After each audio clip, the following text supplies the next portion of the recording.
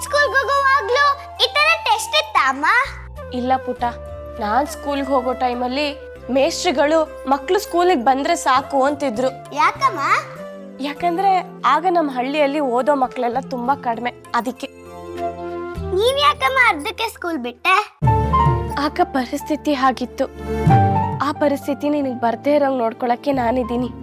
ಅದಕ್ಕೆ ಚೆನ್ನಾಗಿ ಓದಿ ನೀನ್ ದೊಡ್ಡ ವ್ಯಕ್ತಿ ಆಗ್ಬೇಕು, ಸರಿನಾ? ನಿಂಗೂ ದೊಡ್ಡ ವ್ಯಕ್ತಿ ಆಗೋ ಆಸೆ ಇತ್ತಾ ಅಮ್ಮ?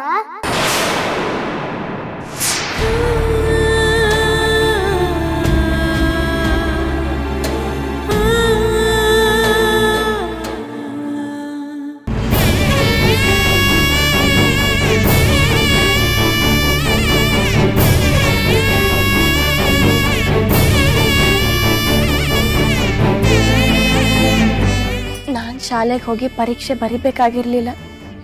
ಆ ದೇವ್ರೆ ನನಗೆ ಪರೀಕ್ಷೆ ಇಟ್ಟ. ಅಮ್ಮ, ಅದ್ ಬೇರೆ ಎಕ್ಸಾಮ್ ಮಾಡಿದ್ನಾ?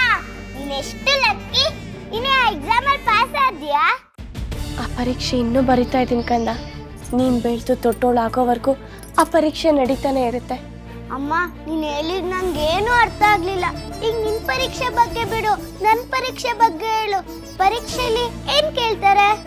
ABCD 1 2 3 ಒಂದಿಷ್ಟು ಪುಟ್ಟ ಮಕ್ಳ ರೈಮ್ಸು, ಹಾಗೆ ಅವ್ರಿಗೆ ಏನು ಬೇಕೋ ಅದನ್ನೆಲ್ಲ ಕೇಳ್ತಾರೆ.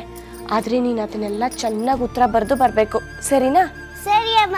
ಉತ್ತರ ಗೊತ್ತಾಗ್ಲಿಲ್ಲ ಅಂದ್ರೆ ನೀನನ್ನೇ ಕೇಳ್ತೀನಿ. ಅಯ್ಯೋ, ಪರೀಕ್ಷೆ ಅಂದರೆ ನೀನು ಒಬ್ಳೆ ಬರೆಯೋದು, ನಾನು ಅಲ್ಲಿರಲ್ಲ. ಹೌದಾ? ನೀನು ತುಂಬ ಜಾಣೆ ಅಲ್ವಾ?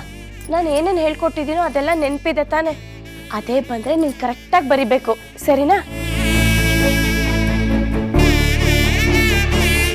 ಎಂಟ್ರೆನ್ಸ್ ಎಕ್ಸಾಮ್ ಬರೆಯಕ್ಕೆ ಬಂದಿರೋದು ನೀವೇನಾ? ಮಗು ಹೆಸರು ದೀಪು? ಹೌದು ಮೇಡಮ್, ಇವಳೆ ನನ್ನ ಮಗಳು ದೀಪು.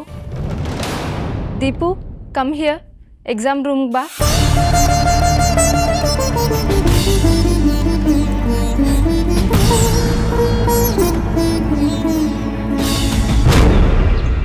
ಹೆದರ್ಕೋಬೇಡ ಕಂದ, ಧೈರ್ಯವಾಗಿ ಎಲ್ಲ ಉತ್ತರನೂ ಬರ್ದು ಬಾ. ಒಳ್ಳೇದಾಗ್ಲಿ, ಹೋಗು.